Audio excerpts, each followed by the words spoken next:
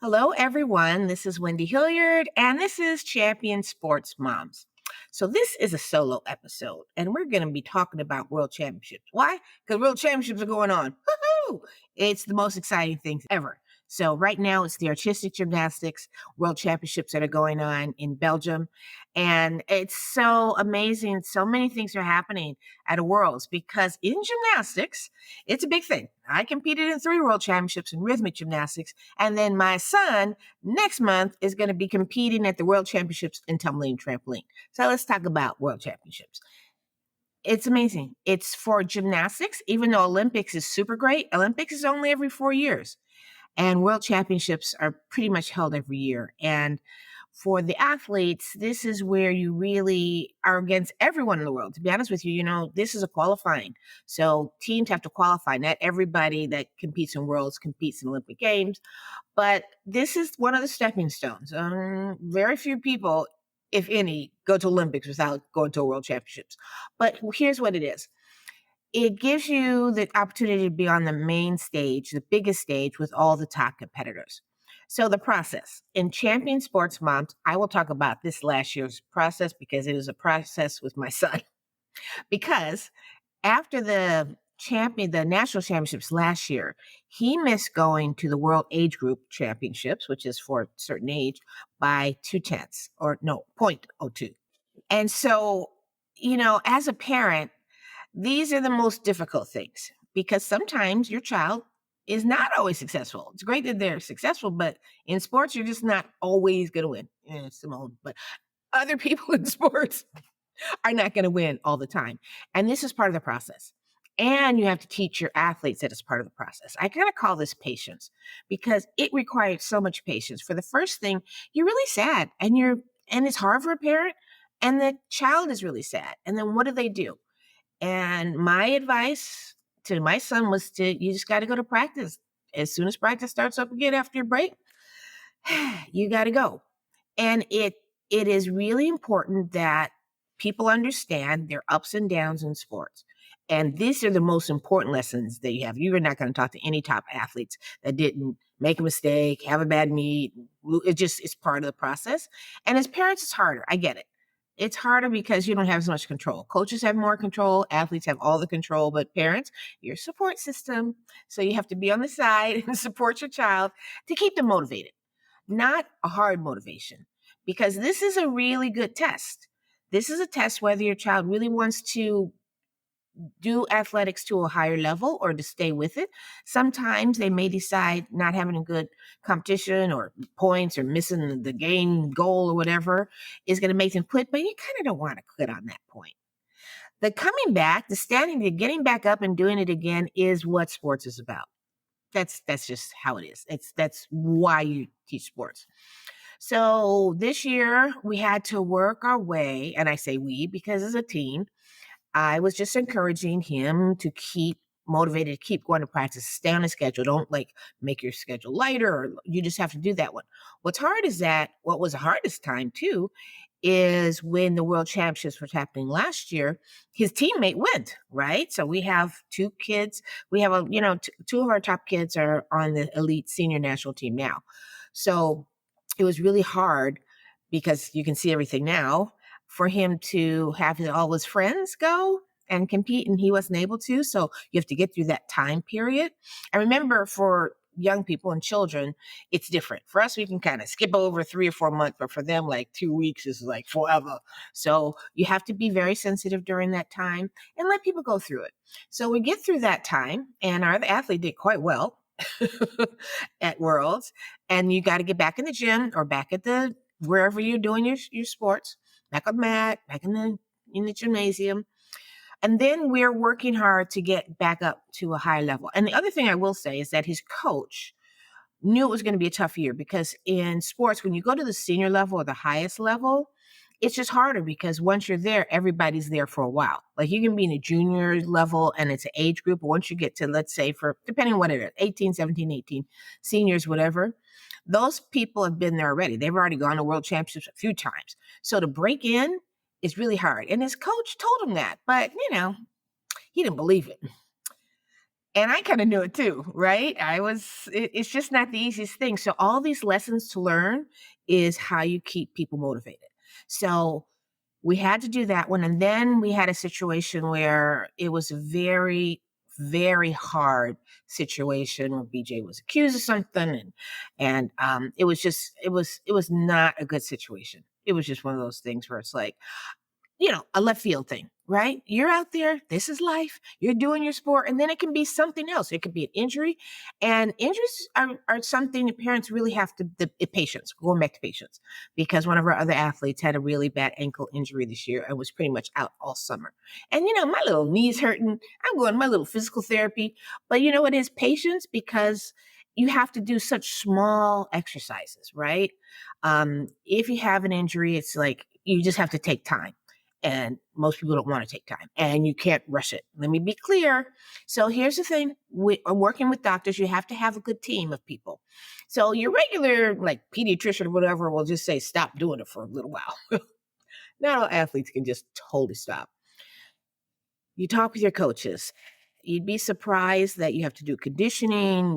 There are different areas, like one leg or one arm, whatever gets weaker, and the other, compensation. There are lots of things. So learning how to manage the injury is also a really important part of being an athlete. Learning how to be patient, watch others doing their sport and being fabulous, and you can't do it because you're injured.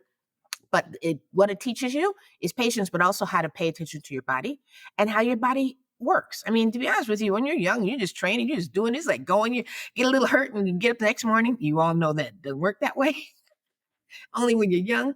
But when you get a serious injury, it's another time where you need to just tell your child to be patient and be there for them and try to keep them motivated. It is just part of the process, because a lot of people come back from injury stronger. You don't think so? In your head, you're like, oh my gosh, I'm taking 2-3 months off. You don't think it's going to work, but people come back and they're pretty fabulous, right? Because they're also paying very close attention to their body and how it works, and their hunger to want to get, it kind of tells you, do you want to stay in it? Do you want to go? So we're talking about taking off time and going to world championships, and Simone Biles took us some time, and she's fabulous. But she's Simone Biles.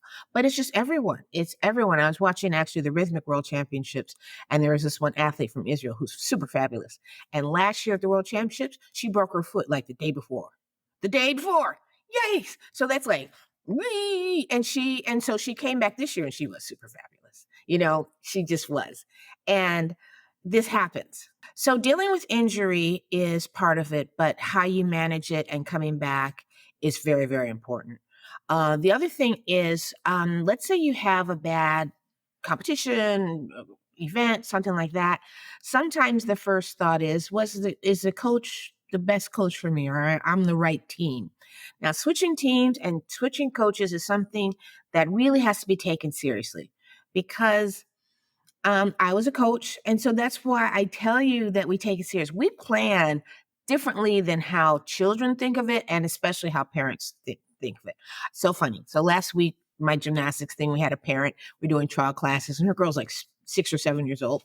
The mother came up to me, she says, oh, I don't know, she's so excited, and she's always talking, she's da-da-da-da-da, she won't be able to do this. I'm like, just put her in gymnastics for a while. Let her figure it out, right?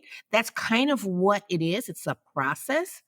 Using sport teaches you so many lessons, and as parents, we can't cover everything, but changing coaches or changing teams inadvertently usually isn't the right idea. So let's talk about if your child had like a bad meet or a bad experience, or was thinking about, just didn't do their best at a competition or meet, and all of a sudden you're thinking, we need to change the team, we need to change the coach.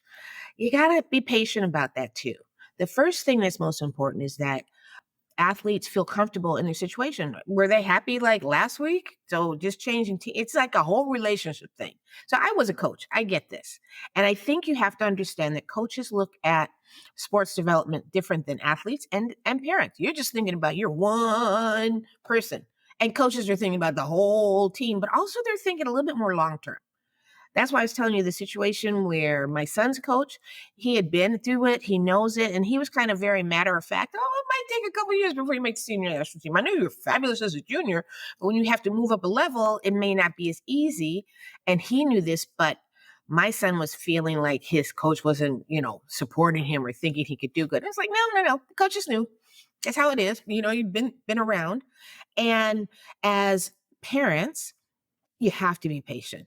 The first thing is that your child has to like being in the situation where they are, being able to communicate. Now, let me tell you something now. This is the thing, because you've got to talk with the coaches. And at one point, when your child has to be able to talk with their coach as well.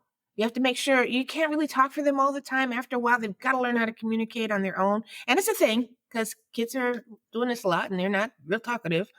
But it's important to just sit back, say, did you talk to your coach? Have you had a conversation?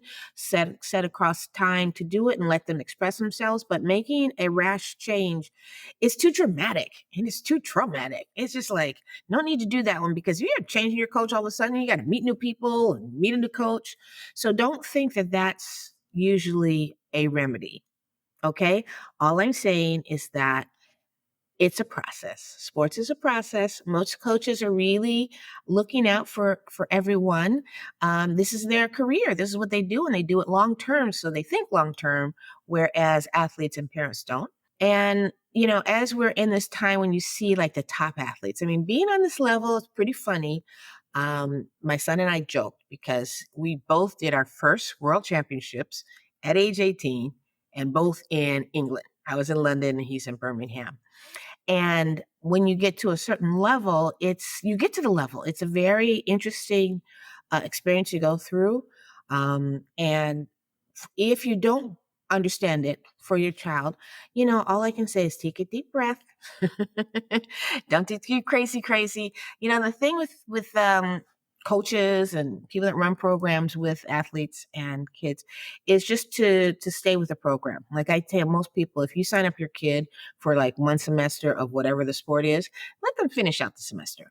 Like, go through the whole series. It's really a good training that you go from one to other. And they have to understand that too, because they're going to go through ups and downs. If you make a commitment, you learn this thing and then you finish the commitment. But I will say overall, because, I've kind of gone through this rodeo with my child, but I've done it as a coach a few times. And it's an exciting time, but it also is very challenging. And you have to be able to, with your child, go through the ups and downs, and you take a little woosah breath and just be encouraging. And that's the best thing, and go through the journey together. We'll get there.